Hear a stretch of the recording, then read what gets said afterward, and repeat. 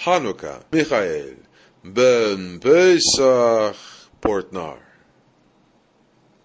I will tell you about the history and the spiritual background of the feast of Chanukah. Chanukah is the feast wherein, during the 8 days, an extra light is lit. About 165 BC, the Hellenists came to the east. The rulers at that time were having a Greek background, but there were also influences of the Syrian people, because they had captured Israel also. Of course, the people of Israel were revolting, but a special family who claimed the victory did the most. Be aware that we're not talking about the personal human experiences, but mainly about the strengths that were working in these days. What was the reason for this all? Not the event is important. It is all about the strengths that were active during this time. Whatever has happened in Israel had to happen. The strengths, it had to happen here on earth. You have to know all the strengths. The spiritual strengths had to come one day upon the earth. Why? The earth does need them, and all the strengths have been descended. No apocalypse will come, but be aware what the higher doesn't see as an apocalypse doesn't mean we won't experience it as a disaster. But what is written in the book about the apocalypse, this won't happen. All the strengths the earth does need are here. Of course, a hotbed will be there, but the higher strengths are ready. The event in Israel in the year 165 BC had to happen. The history isn't important. It isn't relevant. But, no, it had to happen. The Feast of Hanukkah is the symbol of the recapture of the temple, and one family of priests had done this, and afterwards they cleaned the temple. All the occupations, what they had done and left behind, it had to be cleared. Most of you are known with or familiar with the candelabra, which has the 7 candles. It is named the menorah. And during that time, they needed oil to light the candles and to let them burn. Behold, everything is spiritual. There was no oil because it had to be very special oil. And the story tells us there was only 1 bottle of the special oil left, enough for 1 candle to burn. Always must be there an agreement between the spiritual and the physical. What is it all about? The world was in the spiritual darkness. It was the moment of the Hellenistic world, and this world was focused on culture, art. They made a lot of statues. People were focused on their bodybuilding, etc. Of course, this time had brought a lot of good things, but the problem was they had forgotten the spiritual world. Only the outer was important. The highest adagio of the Greek was the standard of beauty. It is written in the Old Testament, the second son would bring beauty. And indeed, the generation of David had brought the Western world a lot of beautiful things, for example, art and culture. And the third son, Shem, he held tight at the spiritual strengths. It was the time of the blossoming of the beauty, but without Shem, it stays only outer beauty only. This is what we're talking about. This is the law of the strengths. It was forbidden for a Jew to keep himself busy with art and culture, etc. Why? When doing so, one has a chance to make descriptions from within, a description between him and the inner strength. And this is idolization. By making a description or discrepancy, one has the chance to pollute the covenant we have made with the source. In a physical way, it isn't important anymore. It is all about the Jewish people, about the altruistic wishes. The Greek dominated Israel, meaning the people of Israel couldn't work any longer in a spiritual way on themselves. It was a spiritual work that was oppressed. The outer, the egoistic wishes were far more important and not the condition of the soul. When we talk about the Greek, be aware we don't speak about the outer Greek, but about the outer condition within me.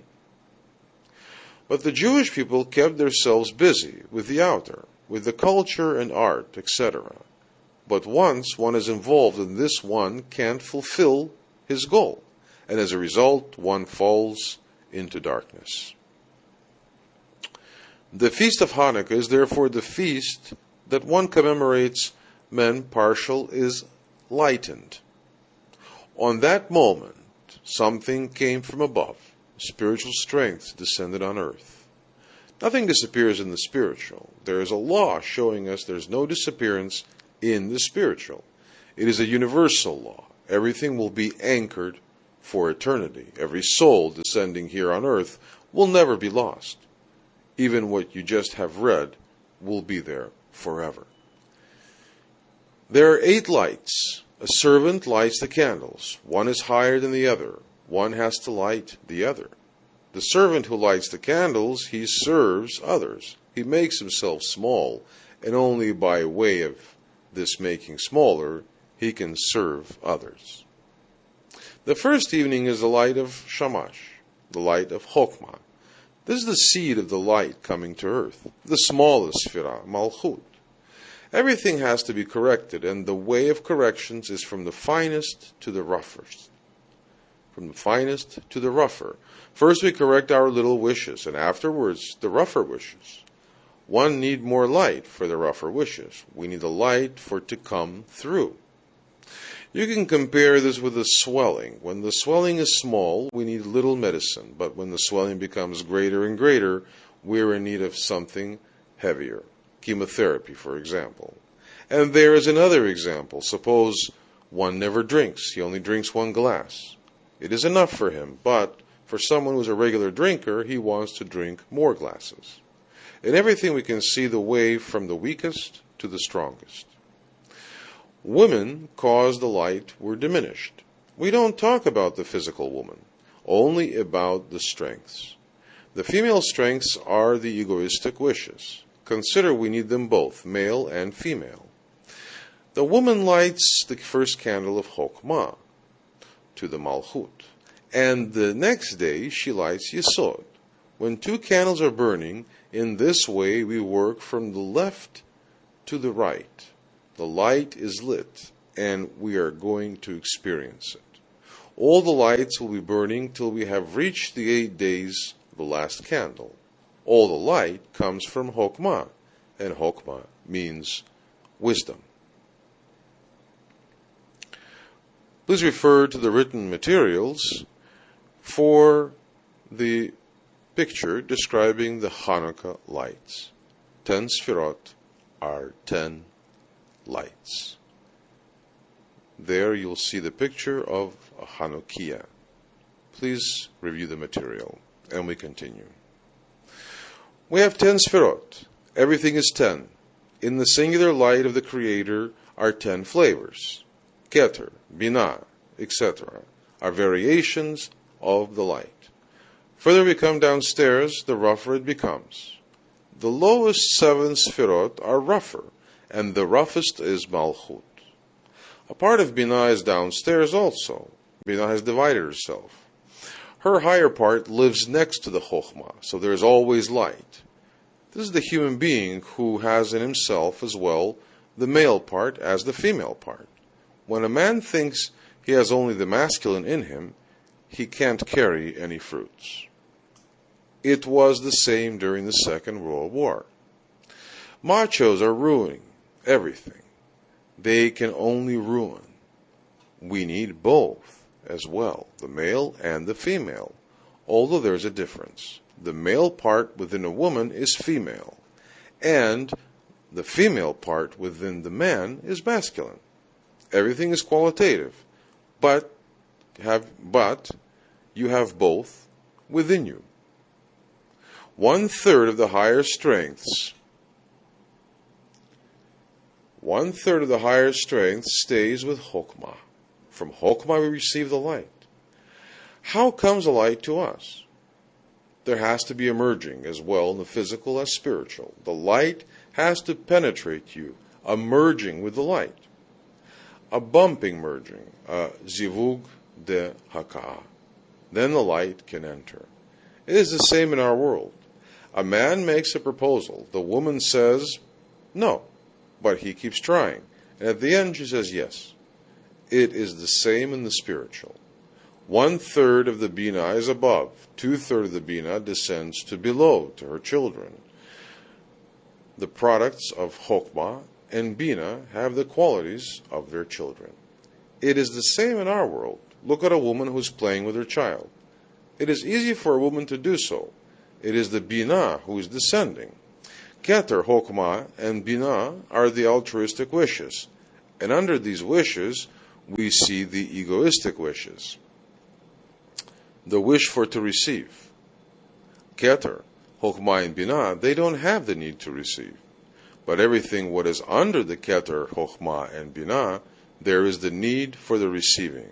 They are the product of Malchut. They want to receive. The first 3 strengths are the strengths of the giving, and then slowly the strength diminished. Keter wants to give for 100%, Chokhmah for 99%, and with Bina we see the beginning of the strength of limitation. Chokhmah is a little bit rougher, although very thin, but with Bina we have already the feeling of resistance. Sometimes Bina comes to below for to help the lower to come to the light. See the similarity with our world. First there was darkness. The time of the Hellenists was a time of spiritual darkness for people. A great part of the Jewish people forgot the Torah. They too built fitness centers. They too only thought about the physical body. There was only interest for the physical body, and less and lesser they went to the temple, and that's why it became a time of darkness. Don't think the Greek were bad people. Remember, all misery is due to and for the sake of. There are always 2 parts in the spiritual, and both can be in harmony. The contradiction is only here on earth, but in the spiritual there is harmony only. All misery was due to the Jews, and all the misery is for the sake of the Jews. Can you see how splendid this is? When the Jews should have fulfilled their task, they wouldn't have been of any interest for the Greek. If the Jew had spent this time with the Torah, and not otherwise, by spending his time at bodybuilding, etc., the Greek would have received the light. But when a Jew neglects his work and is only interested in his physical body, the Greek can't receive the light. The service of the temple is divided into 3 levels. First we have the priests, then the Levite, and the 3rd level, Israel. This is the way in which the light comes to below.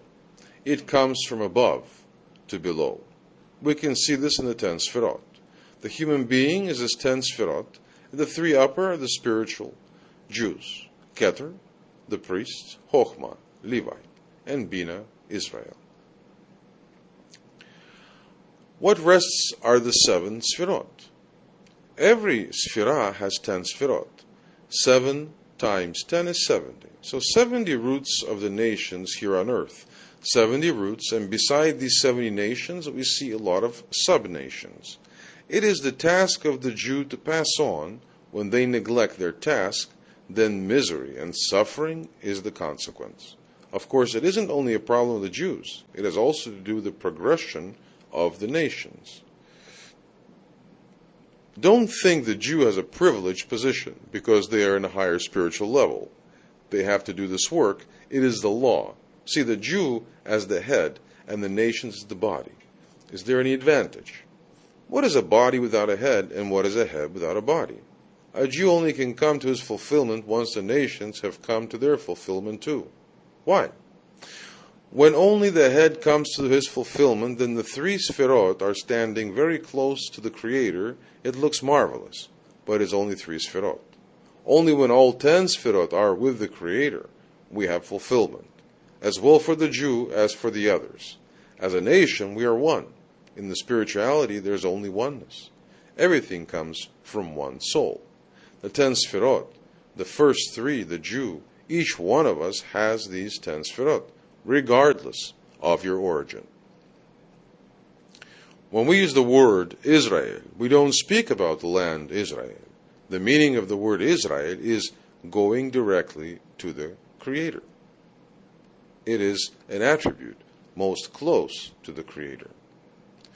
This is what we mean when we are speaking about Israel and nothing else. Each human being has these two strengths, the strength of Israel and the strength of the nations of the world, the children of Binah, or in other words, our egoistic wishes. Of course, every nation is unique, and together we form a kaleidoscope from the Creator.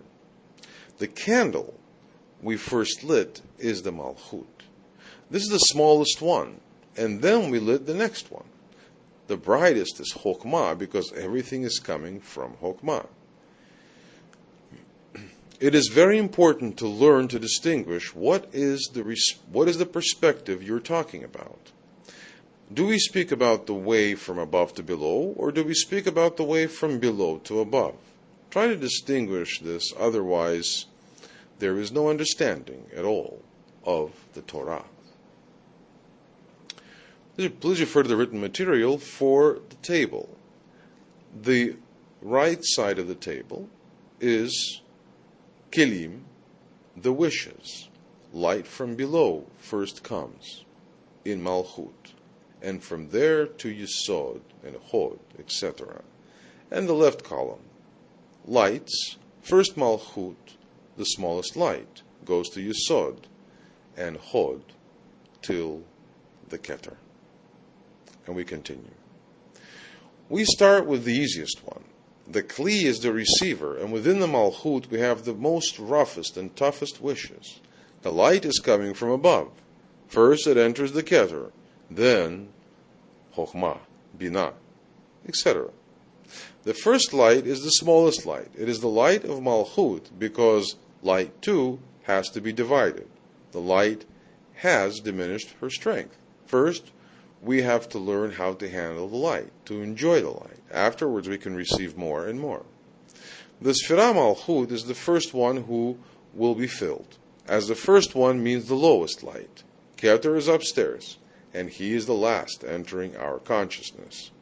First the Malchut, the lowest light. From here we can go further, to above, to the brighter light. See the 8 Sfirot as your inner space. The light enters first the Malchut. It is a small light, and we can come to the experience of this small light.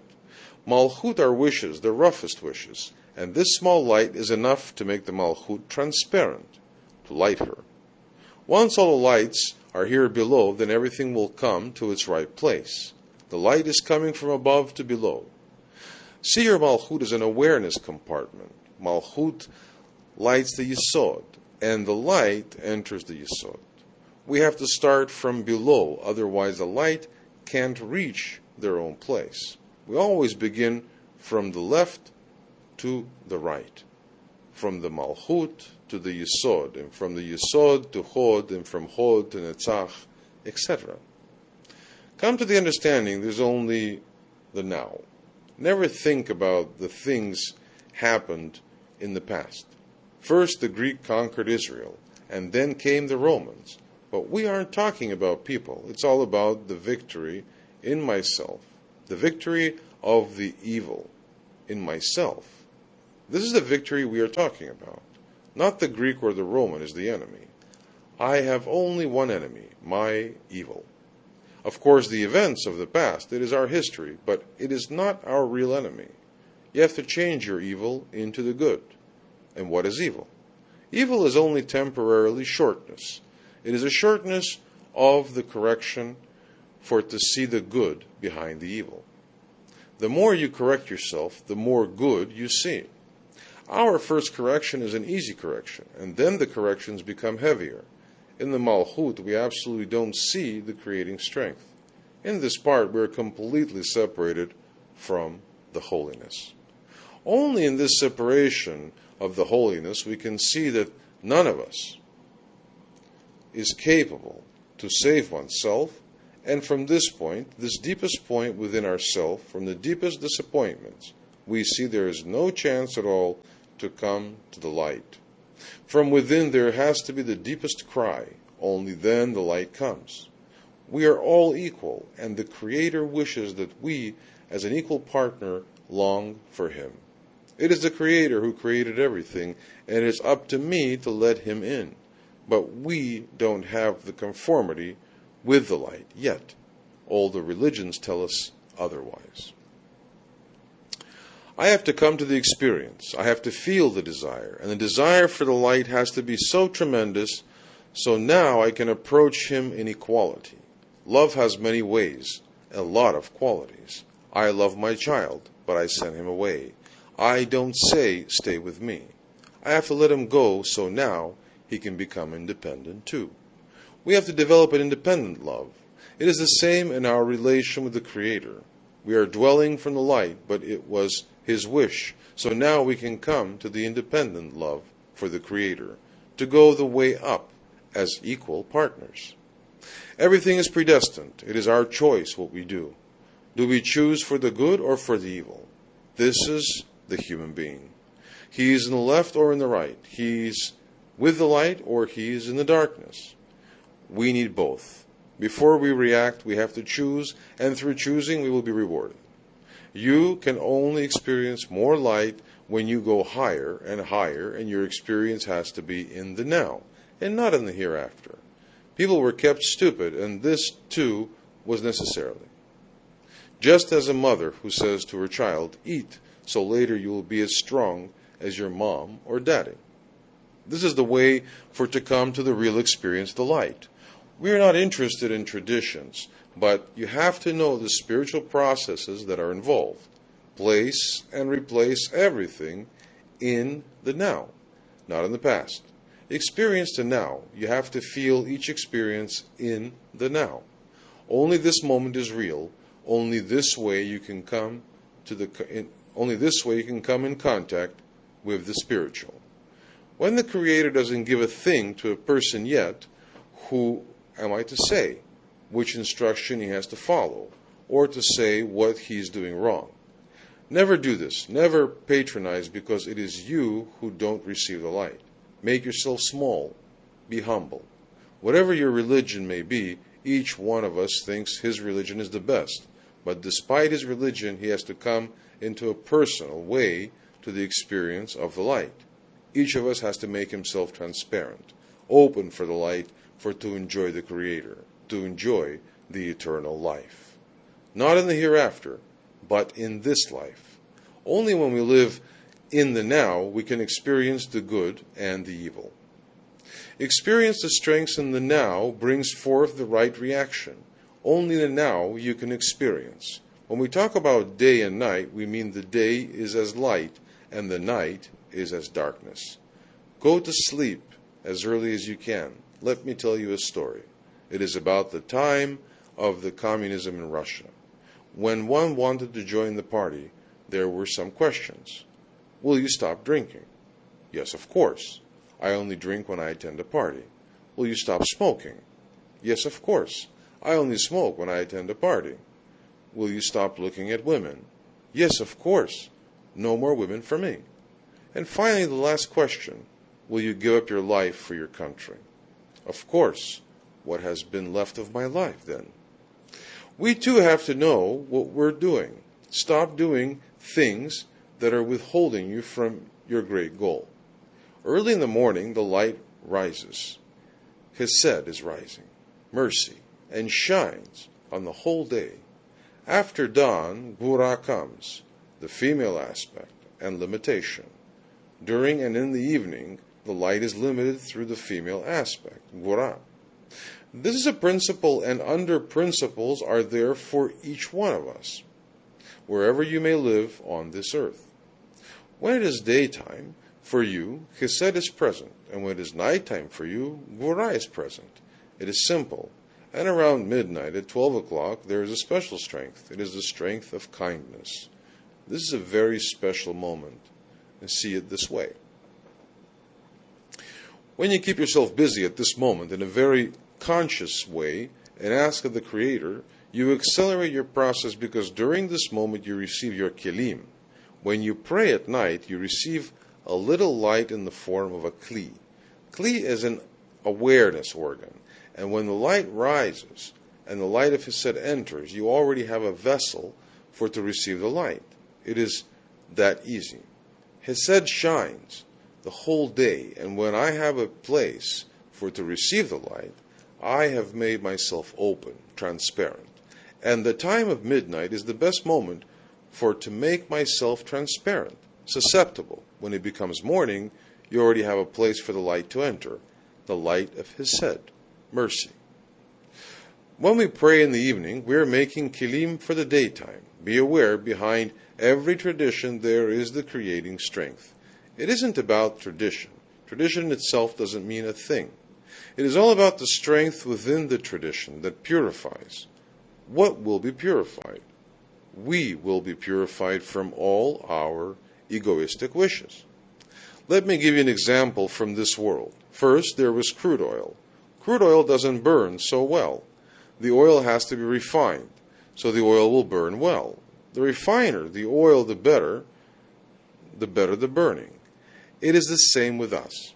The more we are purified, the more light can enter within us. We need a place for to receive the light. We have to set free an inner place for to receive the light. It is all concerning inner strength. The true man is he who opens himself, sets himself free from the endless light, Ein Sof. Make yourself small from within, then you will receive from the higher. Again, we have to set free an inner place for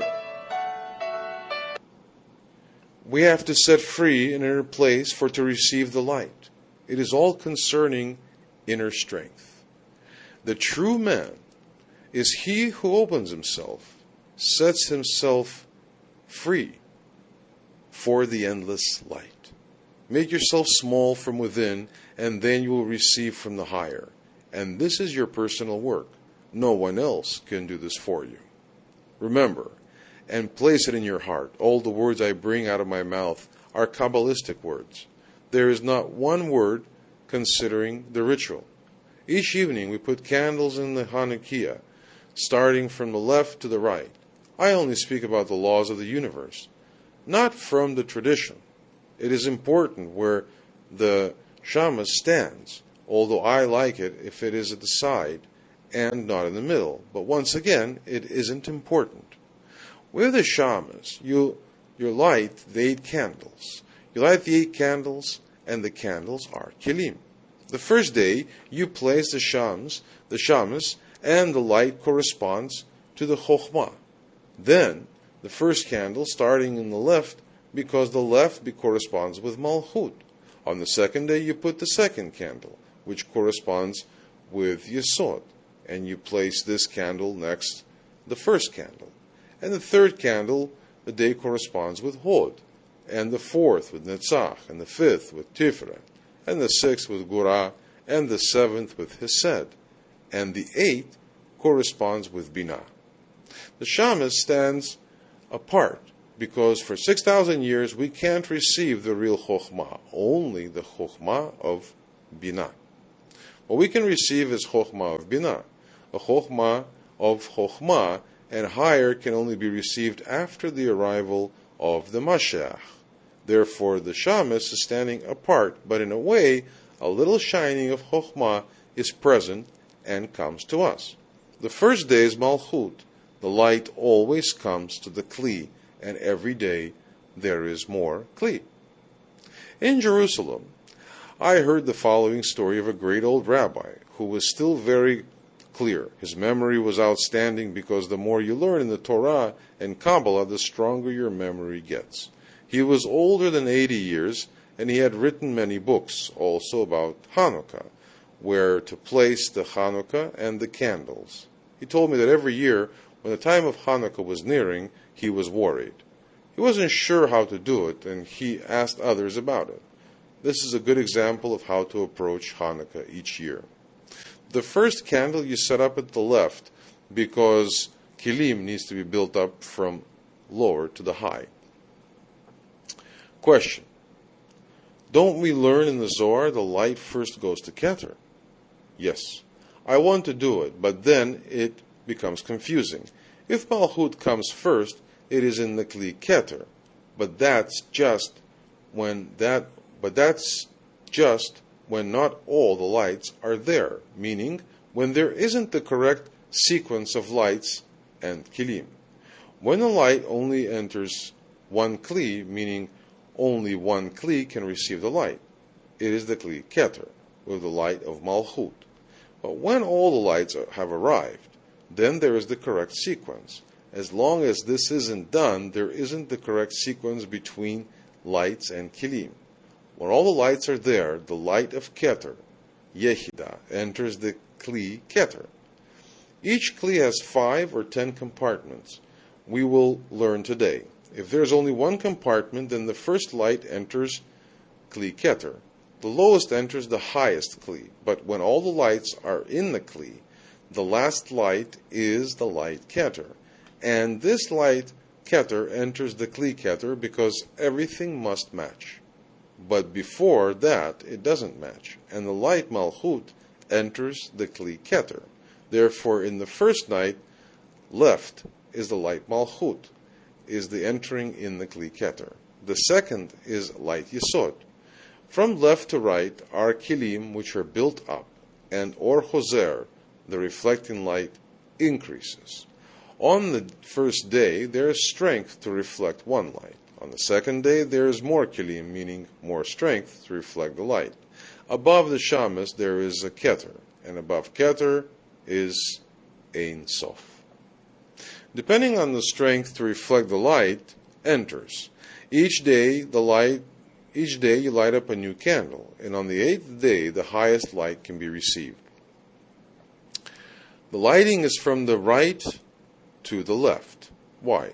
Because the light comes from above to below. Below is left, and above is right. From left comes or hoser. Or hoser is the strength to reflect the light, and from the light comes the incoming light. And if you do it this way, you experience a piece of Kabbalah. Why learning was traditional. How to deal with Chanukah was in tradition way, but my head wasn't suitable for this. Once I learned the traditional laws, but I couldn't see the Creator. Only when I do it in Kabbalistic manner, I feel the Creator. My advice to you is, let go of your head, otherwise it is impossible to feel the Creator. For me, it is enough to feel the Creator, and the rest comes from the Zohar. Maybe someone of you who knows the laws very good, which wick of a candle is needed. For me, it goes too far. There are so many materials for wicks. To learn which wick is needed and so on, with that I don't feel the Creator. Whatever I do, till I want to feel the Creator. Do the same in all you do. Whatever you do, always feel the Creator. The Zohar is the source of life, from which you will receive all the light.